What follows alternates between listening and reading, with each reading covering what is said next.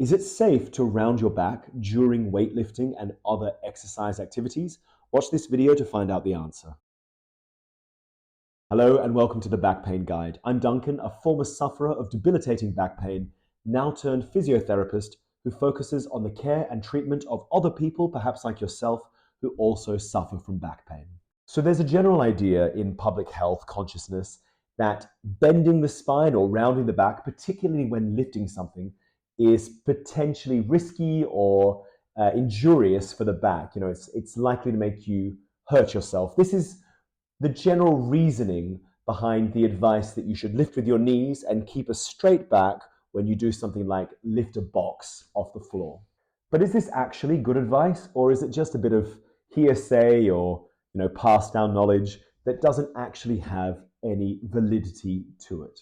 So generally speaking, the arguments in this context fall into two broad camps. And the first one I call the common sense risk averse argument, and the second is the evidence-based progressive argument. So for the first argument, the common sense risk averse argument, it's fairly logical. It basically maintains that, for a variety of reasons, most disc bulges occur posteriorly, which means they bulge backwards.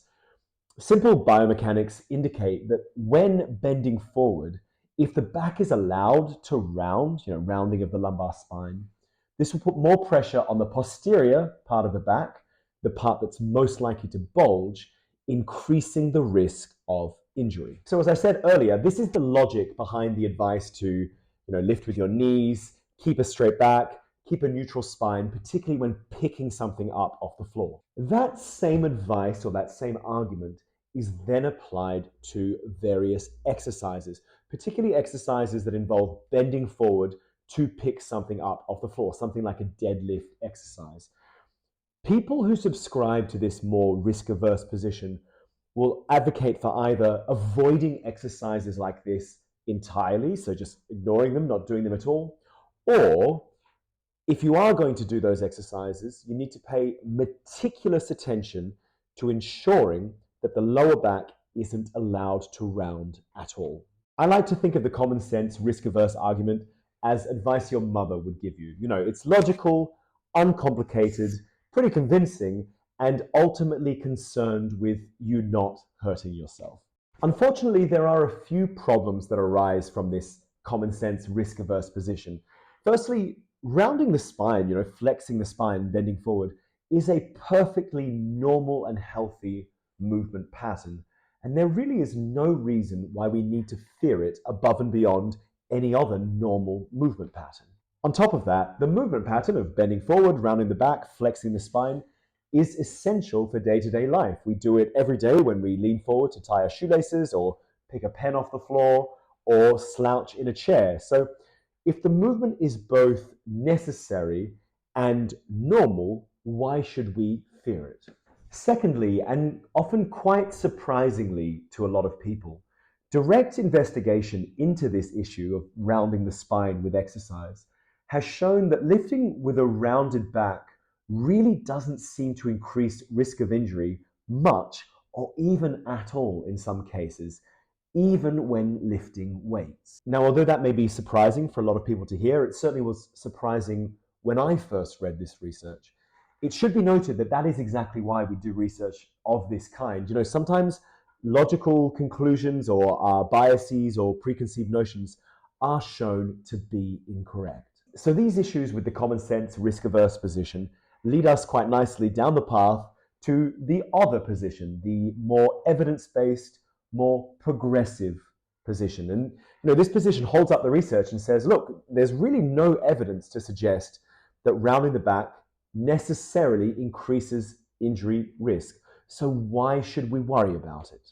On top of this, those who follow this position will often argue that all this fuss about keeping your back straight, lifting with your knees, making sure you don't bend your spine, round your back, leads to fear avoidance behaviors and eventually dysfunctional movement patterns. So these are things that we definitely know will likely contribute to back pain.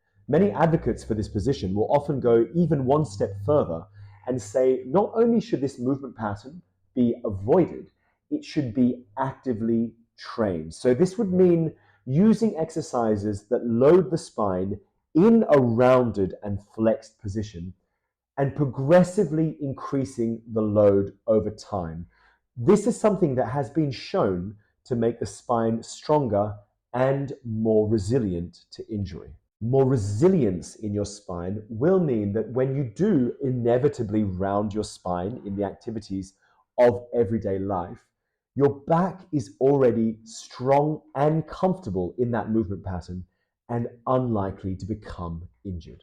So personally, I find both positions somewhat convincing in their own regard. So while grappling with this and working through this issue with patients of mine, I've come up with a few pieces of advice that I think take a bit of the best from both of those arguments and tend to yield quite good results in patients with back pain in their rehabilitation. So the first principle is mobility before load. So this is really a basic principle of rehabilitation.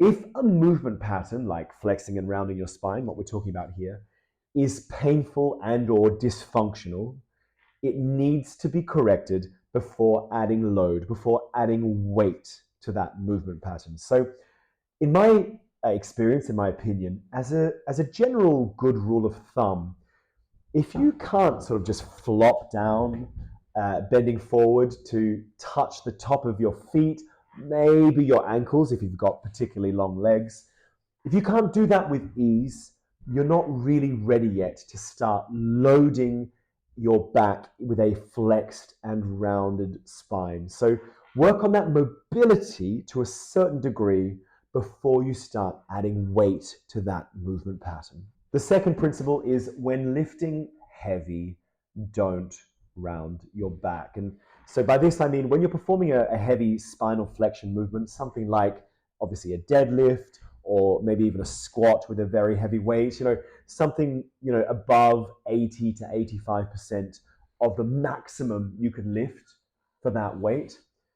Maintaining a neutral spine is probably your safest bet. I realize that this second piece of advice is somewhat in conflict with more recent research into this phenomenon, but to be honest, even after reading the research to the contrary, I really just can't shake my instinct that lifting very, very heavy loads with a rounded spine is probably not the best idea, particularly for someone with a back injury.